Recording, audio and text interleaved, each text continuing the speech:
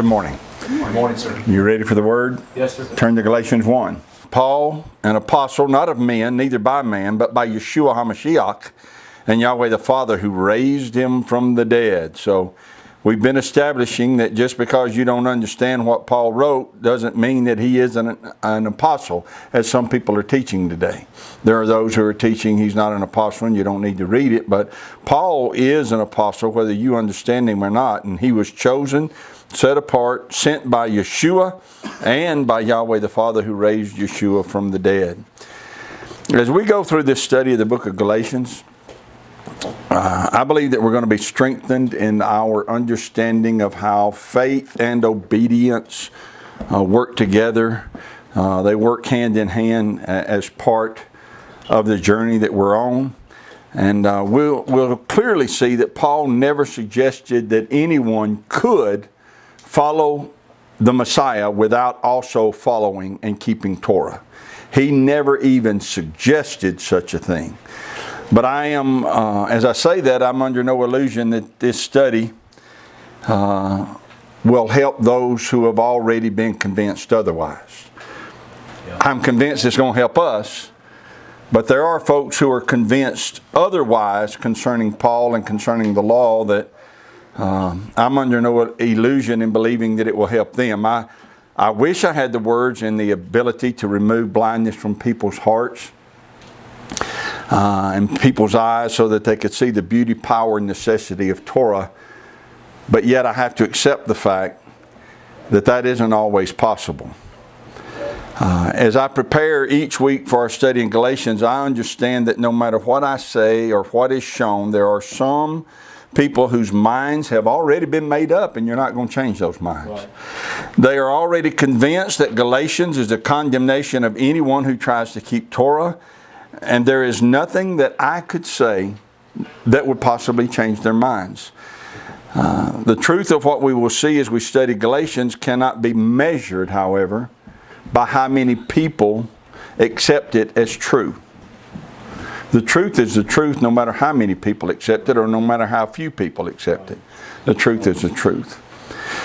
In Matthew 13, the disciples asked Messiah why he taught the people in parables. You remember that?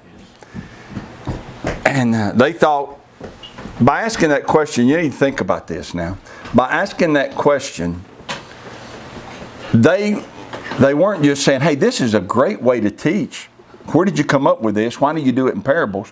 What they were actually saying to him is, why are you doing it in parables? You're not reaching the people. They're not understanding. They're not accepting what you're saying. Maybe you should try a different approach.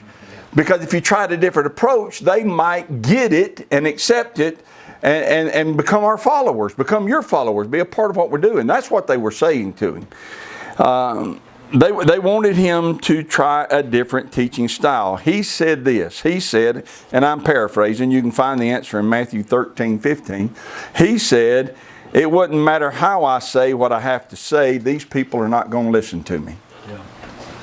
When you boil it down, that's what he said.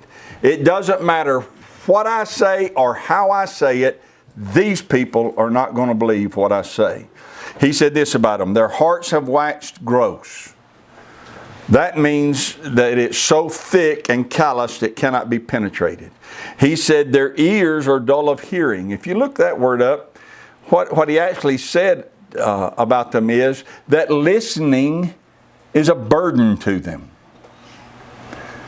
They don't want to have to exert any energy to listen. It's a burden to them. And then he said their eyes they have closed. It's not that they can't see, it's that they will not see. They don't want to see, so they're closed their eyes. Do you realize that there are people that the Messiah could not reach? That's what he said in Matthew 13. It doesn't matter how I say what I say. They're not listening to what I say. The majority of people rejected him and his teaching, and they still do. I know that I can get frustrated, and I'm sure you can too, that you can show someone something that is plainly written in the Scriptures, and they cannot see it or will not see it. But if you listen to the Messiah in Matthew 13, you'll understand that when people reject the truth, it isn't because you didn't explain it good enough. You ever felt that way? Maybe if I'd have just explained it a different way. Maybe if I'd have said it this way. Maybe if I'd have presented it this way, they'd have got it. That's not the problem. They're not accepting it because their hearts cannot be penetrated. Their ears, they consider it a burden to have to listen, and their eyes they have closed. That's what Yeshua said. So we need to accept that we are not going to reach everyone. I'm not going to reach everyone. That's also the reason that when Messiah sent out the 12 and when Messiah sent out the 70, you read this in Matthew 10:14, and whosoever shall not receive you nor hear your words when you depart out of that house or city, shake off the dust from your feet. Right. He didn't say, try to present it a different way. He didn't say, add a drama club to it and see if they'd take it that way. He didn't say, add a song and a dance. He said, if they won't receive you and the words you're teaching, shake the dust off and move on. Do you understand that there are people living in the last days who can only believe the lies? 2 Thessalonians 2, verse 8. This is talking about the appearing of the Antichrist. And Paul said this in verse 8, then shall that wicked be revealed. Look the word wicked up. It means the lawless one. You know, that ought to shake people to their core, but it doesn't. That the Antichrist is called the lawless one. The one against the law. So if you're following teachings that are against the law, guess whose teachings you're following? Right. And then shall that wicked one be revealed, whom Yeshua shall consume with the spirit of his mouth, and shall destroy with the brightness of his coming. Even him whose coming is after the working of Satan, with all power and signs and lying wonders, and with all deceivableness of unrighteousness. Think about that phrase there for just a moment before we read the rest of that. The deceivableness of unrighteousness. They will be deceived into doing things that violate Torah. Unrighteousness is the violation of Torah. Deceivableness of that is being deceived to believe you're right and to violate Torah. Pardon me.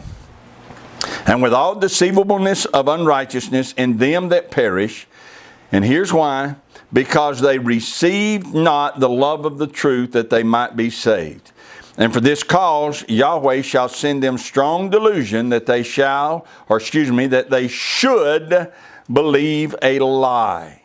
Read that verse again. And for this cause, YAHWEH will send them strong delusion that they should believe a lie.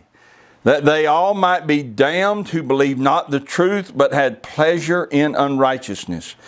And people who do not love the truth are sent a strong delusion that they should believe a lie. They love their doctrines, they love their church, they love their positions, they love their acceptance within a certain group, but they do not love the truth. And because they do not love the truth, a strong delusion is sent to them. And it says, they have pleasure in unrighteousness. A better way of saying that is this: they approve of doing things that Torah forbids, and they disapprove of doing things that Torah commands. Torah forbids it, they approve of it. Torah commands it, they disapprove of it. Those are people who do not have a love for truth. And it says YAHWEH sends a strong delusion to them. What happens when He sends them a strong delusion? They can only believe lies. They become so deceived that all they can believe is lies. The truth sounds like a lie to them, and the lie sounds like the truth to them.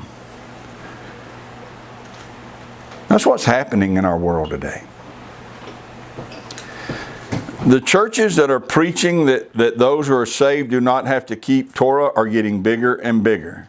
The masses attending these churches now approve of things Torah forbids and rejects things that Torah commands.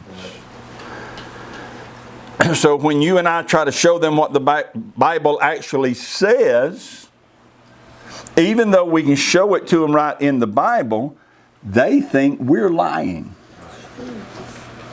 And they think the one standing up telling them they don't have to keep Torah, they think he's telling them the truth. This is exactly what Paul was warning about in the 2 Thessalonians. That's in the churches. Inside the churches, they cannot and will not see what's plainly written. They believe the lies.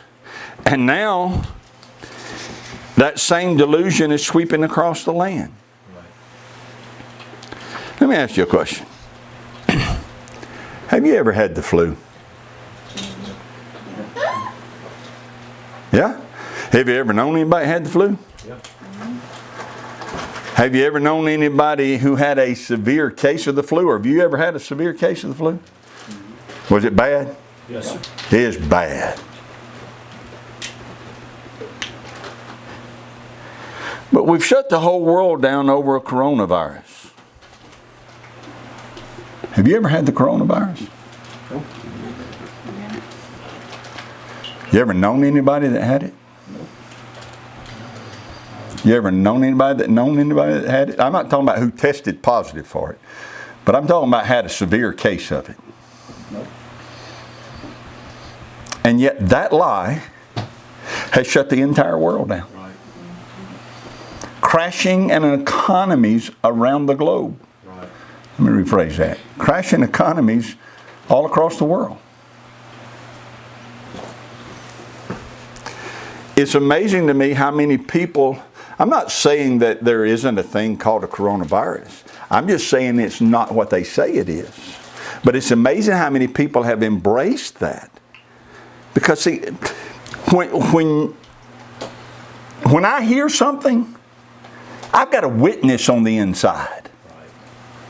You understand? A witness that helps me to discern whether what I'm being told is true or not. Right.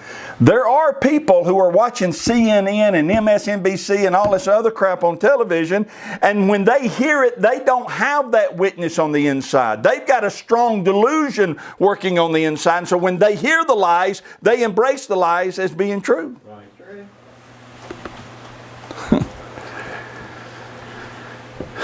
The video showing what was done to George Floyd is sickening. But that video does not show systemic racism or evidence of systemic racism. That video shows evidence of a callous, brutal, depraved human being. Right. But the mainstream media has used that video to convince the world that racism is a major issue in America.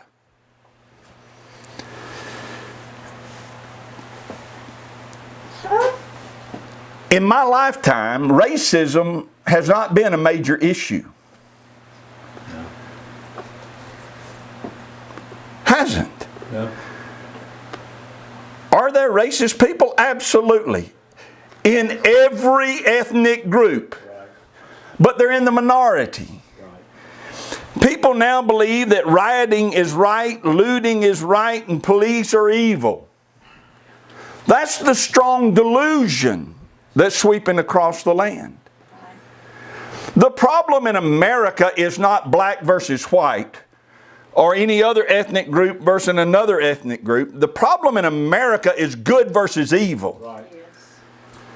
But they're trying to divide it against other lines so that the good of every color don't get together and put a stop to the evil that's taking place. Right.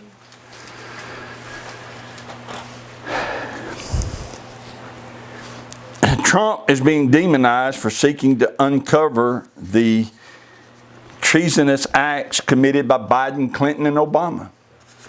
those who committed those acts are not being attacked. It's the one trying to uncover the evil acts that's being attacked. This is all evidence of what Paul was warning about, and that strong delusion causing people to believe lies. The masses believe the lies inside the church and around the world. So I said all that to say that when we study Galatians, I am under no illusion that if I can just explain it better, people will see they need to keep Torah. Because many people are already under that strong delusion because they didn't have a love for the truth, and even though they've been confronted with it time and time and time again, they rejected it and refused to accept it. A strong delusion now has been sent to them, and they believe lies to be the truth.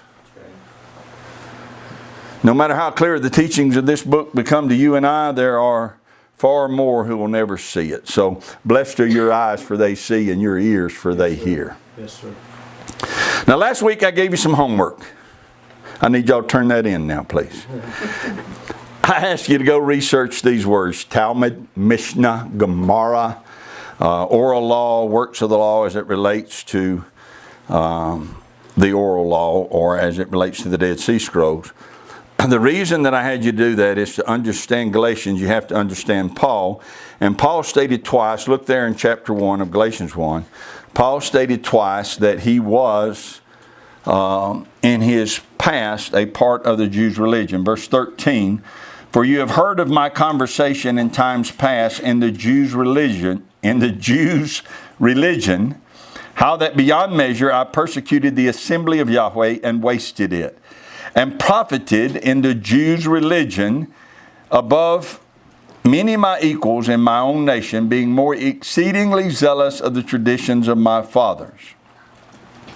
So Paul was, he's stating in Galatians 1, he wants us to understand that before his conversion he was devoted to the Jews' religion.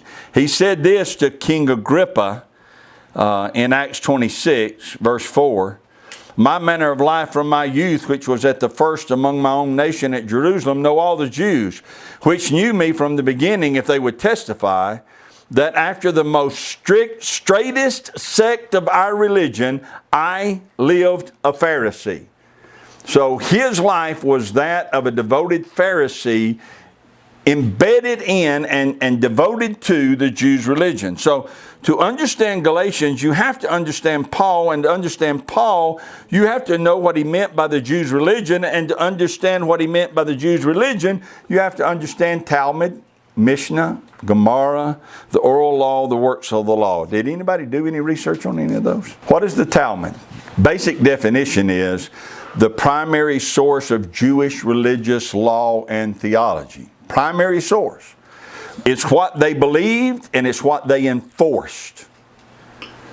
It's contained in the Talmud. And inside the Talmud, what we find down is it's a written down copy of the oral law and of the rabbinic commentary on that oral law. So those are the two parts of the Talmud.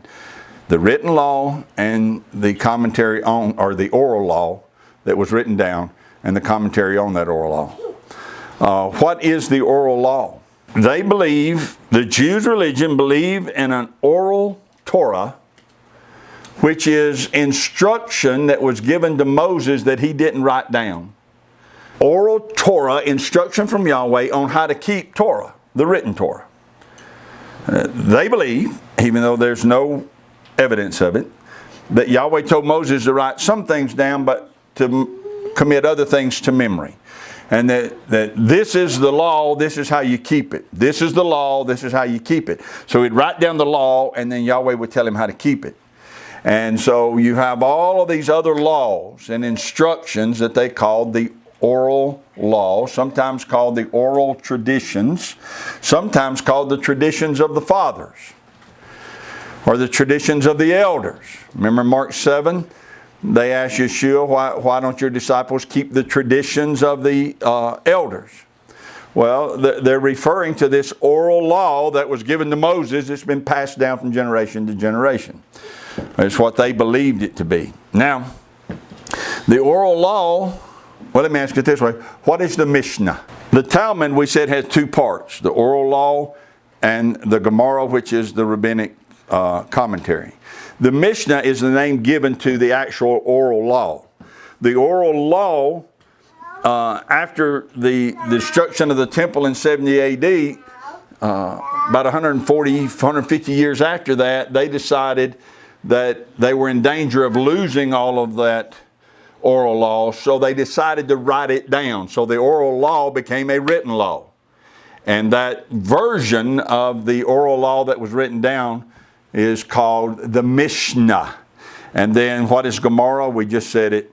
It is the rabbinic commentary on the law. So we're three removed, or at least two removed from the Torah. You got Torah, and then you got the oral law that tells you how to keep Torah, and then you got rabbis explaining how to keep the oral law that tells you how to keep Torah. That's the Jews' religion. And it's very detailed. It's very specific. It tells you what you can carry, can't carry on the Sabbath. It tells you can carry a half an orange, but not a whole orange. It carries you can walk from here to there, but if you go farther, you broke the Sabbath. It tells you how you have to wash your hands. It tells you when you have to wash your hands. There's in the oral law and in the rabbi's commentary on the oral law. There's just all kinds of extra things added. And what's the problem with that when I say added? Isn't that what Yahweh told Moses twice? You shall not add to nor diminish aught from the words I'm telling you. Do not add to or diminish aught. All right, so that's Talmud, Mishnah, Gemara. What is the the works of the law? It's very important to understand what the works of the law is if you're going to understand the writings of Paul. The works of the law, when you just hear that, when most people just hear that, and the way it's taught mostly, is that the works of the law is you try to do anything the law says. Well, since Paul is speaking against the works of the law, but he will never speak against Torah, those things can't be true. That thing can't be true, right? It was hard to understand what Paul meant until they found the Dead Sea Scrolls. And in the Dead Sea Scrolls, there were scrolls, multiple copies of all of the books in the Old Testament, except for, I believe it's Esther and Nehemiah. There's scrolls, copies of all of the books of the Old Testament in the Qumran caves. But also in there they found a document that is called Works of the Law. It was written by the Essenes. The Essenes are, I don't know, I like to think of them as Pharisees on steroids. I mean, they were a very strict sect. Paul said, I was a member of the strictest sect of the Pharisees. They actually became convinced that in order to keep Torah, they really need to live in monasteries. And so they pulled away. Thus we found the scrolls in the caves. They pulled away from society and had as little to do with those outside of their group as they possibly could. They lived among themselves. But they sat down and wrote a document that's called the Works of the Law, in which they wrote to the Pharisees and explained to them how they needed to be stricter in their keeping of the law and the keeping of the oral traditions. So they write out this stuff for them, explaining, well, I just said it, but in greater detail, explaining to the Pharisees that if you want to, if you will keep these things we're about to tell you, We're going to share with you some wisdom that we have that you don't have. And if you'll keep these things and do these things, it will be reckoned to you as righteousness. That's a phrase you hear Paul use often. Reckoned as righteous. And so they said, here's a list of things. If you'll do these works of the law, it will be reckoned to you as righteousness. Now, if you want to do any study on that, called the works of the law, the actual name of that document is called 4QMMT. 4QMMT. 4Q means it was found in the fourth cave of Qumran. Let's see, MMT is Miksat Ma'es HaTorah. Miksat Ma'es HaTorah. Something like that. But anyway, that's this document called Works of the Law. All right, so when you read Galatians 2:16, let's go over there and look at that. When you read Galatians 2:16 about the works of the law, we have to understand Paul's not talking about Torah or keeping Torah or obeying Torah. He's talking about all the works that are outlined in this publication that the Essenes believed were necessary to obtain righteousness. Galatians 2:16, knowing that a man is not justified by the works of the law, but by the faith of Yeshua HaMashiach. Even we have believed in Yeshua HaMashiach, that we might be justified by the faith of HaMashiach, and not by the works of the law, for by the works of the law shall no flesh be justified. So when Paul says we have believed, he's not just talking about Jews. He's talking about those who were members of the Pharisees and the strictest sect of the Pharisees, who kept the works of the law as outlined by the Essenes. He's saying even we who once believed you could keep those works of the law and become righteous, have now expressed faith in Yeshua HaMashiach. He is the only way to righteousness. For by grace are you saved through faith.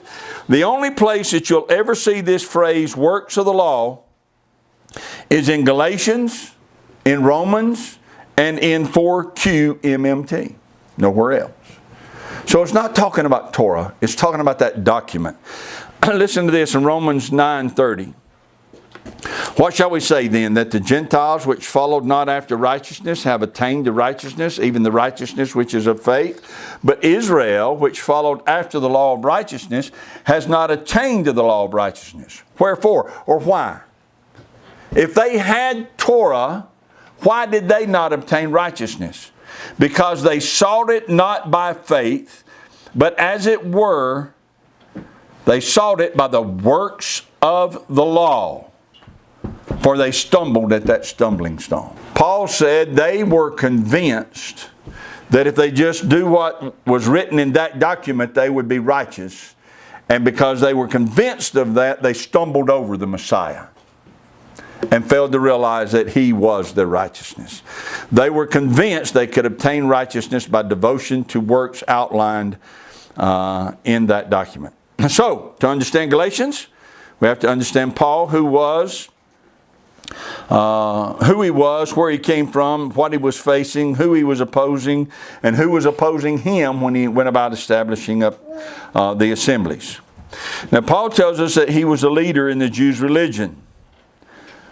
We said this last week, I'm going to say it again. When Paul said he was a leader in the Jews' religion, we need to understand that's not the same as saying I was devoted to Torah. What is he devoted to?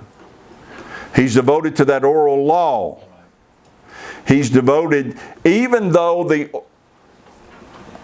understand this, even though it will not be written down until after his death, it was very much alive, and they were devoted to it, and they followed it, they kept it under the penalty of death. Okay? So when Paul said he was of the Jews' religion, he means he was committed to the oral traditions and the rabbinic commentaries on these oral traditions.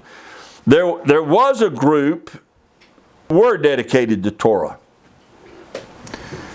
And those in our scriptures are called the Nazarenes. That is, followers of Yeshua, the man from Nazareth.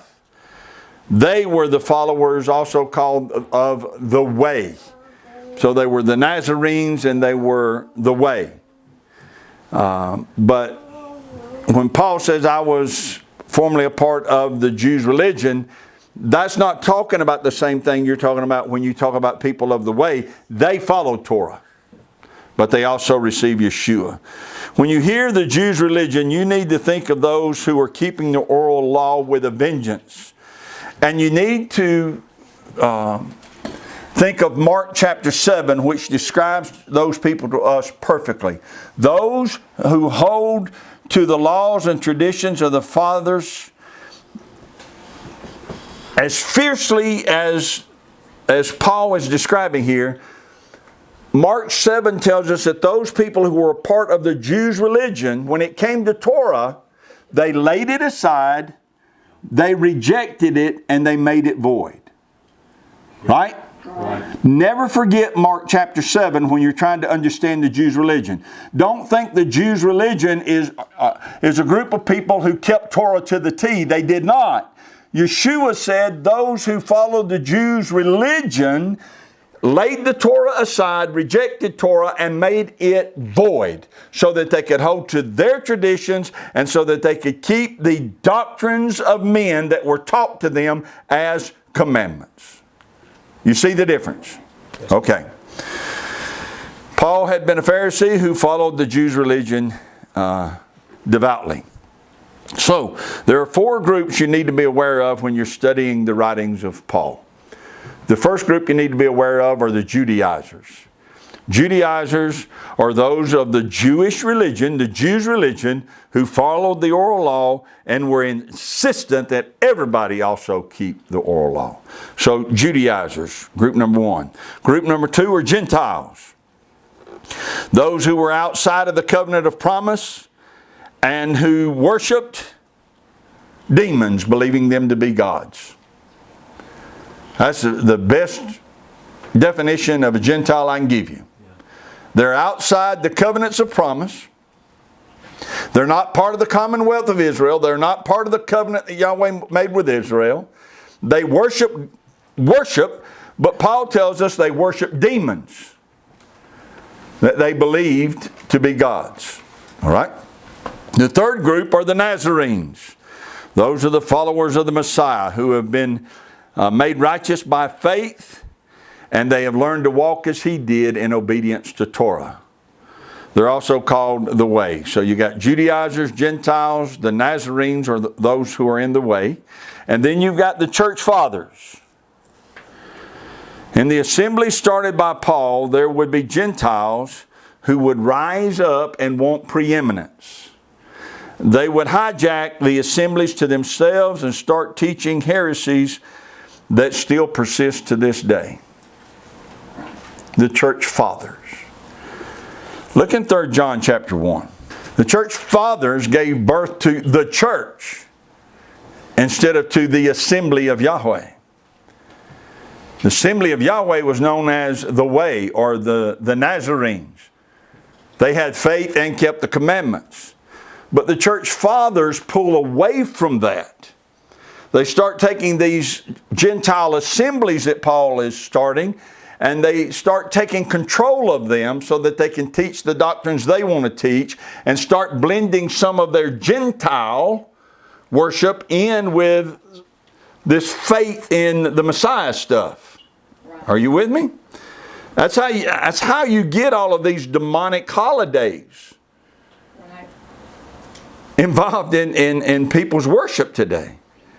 It started with the church fathers. Look in verse 9. I wrote unto the church, unto the assembly.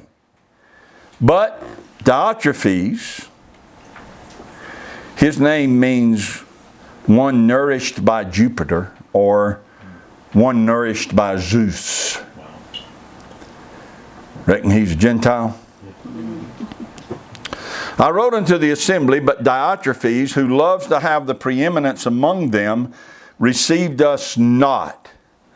Wherefore, if I come, I'll remember his deeds which he does, prating against us with malicious words, lying about Paul. Imagine that. Not content therewith, neither does he himself receive the brethren, and forbids them that would, and cast them out of the assembly. So he's hijacked this assembly. He won't read anything Paul wrote to his assembly. Any of the brethren, any of the other apostles that want to come, he won't receive them. He won't let them in. And if you were a part of his assembly and he found out that you were listening to Paul or Peter or James or John or any of those other guys, he'd kick you out. Why? Because he wanted to establish a different sect, a different denomination, a different religion altogether.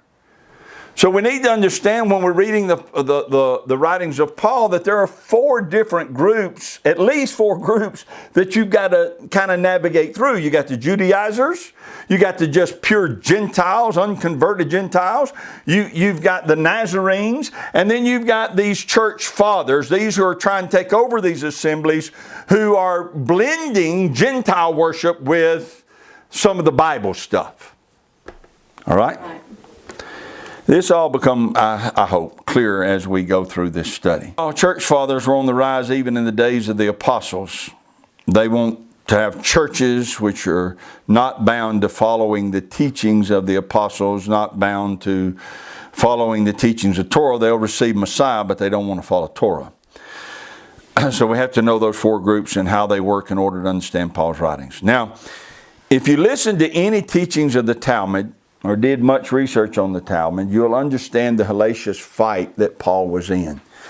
Did any of you listen to any YouTube videos or read any articles on the Talmud, or did you just look up the definition? Did y'all listen to any teachings on the Talmud? Anybody? In order to keep the Talmud, you have to reject the Messiah. And I actually heard one of their teachers talking about the Talmud and its value to the Jewish people. He used it to explain to his audience why they needed to reject Yeshua as the Messiah. He said, those who kept the oral law, who kept the oral traditions of the fathers in his day rejected him. And if they rejected him, so should you. See, that makes no sense, does it? But that's the way he was presenting it to his crowd. But the oral traditions are very much a hindrance to following Yeshua and a hindrance to keeping Torah. Okay? And so if you read anything about them or read those who are teaching it, it will rile you up just a little bit. All right? Paul was persecuted by those of the Jewish religion. He was arrested or run out of town by Gentiles. So understand that both groups are attacking him. He had been a part of the Jews' religion, but he got converted, and now he is going in line with those that they persecute. You think they gave him a pass? No. They persecute him. They stoned him one time till they thought he was dead, threw him on a garbage heap and left him there because they thought he was dead. They tried to kill him at every chance they could. But it was not just the those of the Jews' religion that were after him. It was those of the Gentiles. When he would go into these Gentile cities and talk about Yeshua and Yahweh, he was getting them to turn from their pagan religions. It was costing the people who made these idols money. It would cause riots, and they would run him out of town. So he's got those of the Judaizers are against him, and he's got the Gentiles against him. But make no mistake about it, the Nazarenes, those of the way, those who kept Torah and believed in Yeshua, they loved Paul. They embraced Paul.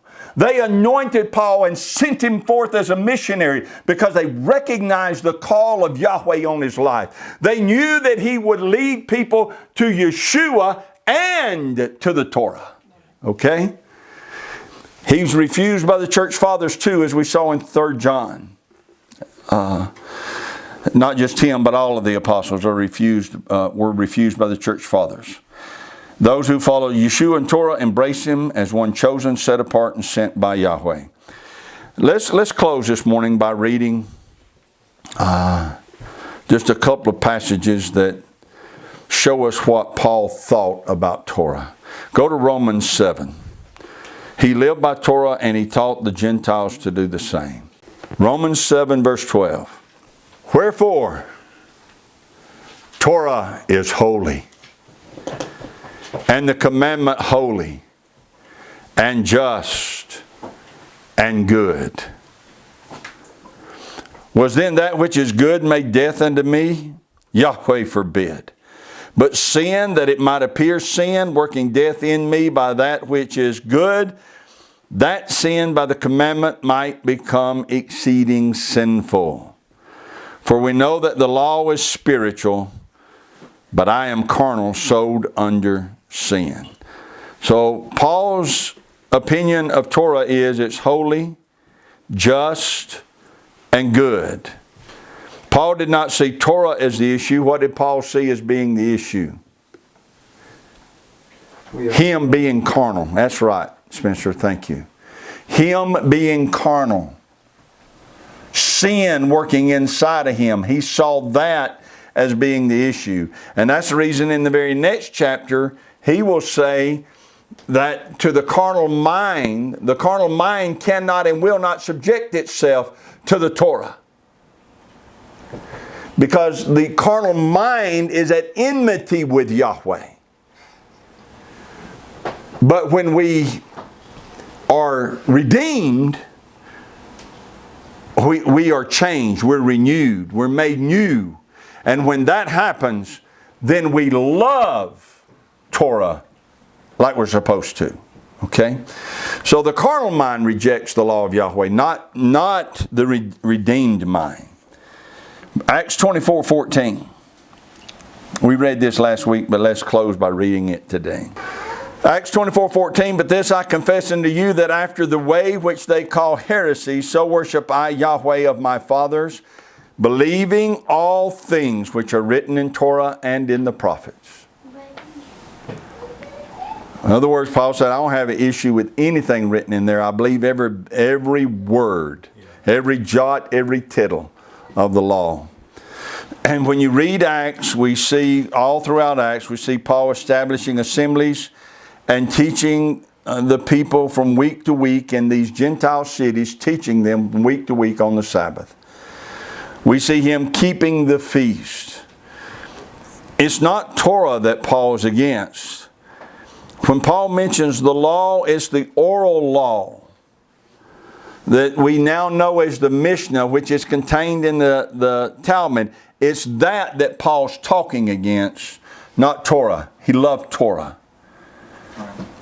But that oral law, he rejected it just like Yeshua did.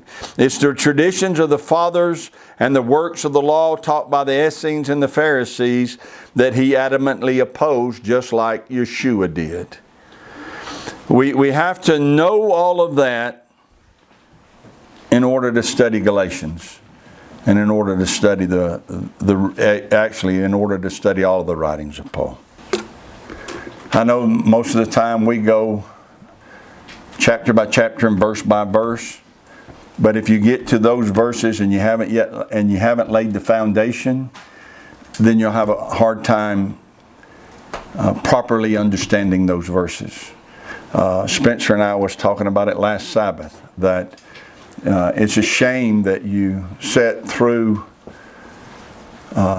service after service after service through most of your adult life, and then even can go to a Bible school.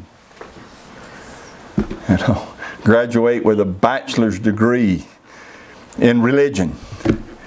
A bachelor's degree where they're supposed to teach you the Bible, and nobody ever mentioned to you the works of the law, or the Talmud, or the Mishnah, or the Gemara. None of those things are ever mentioned. And yet they're essential in understanding what Paul was saying when he wrote his books. Yahweh bless you and keep you. Yahweh make his face shine upon you and be gracious to you. Yahweh lift up his countenance upon you and give you peace. as his name is put upon you, so shall he bless you.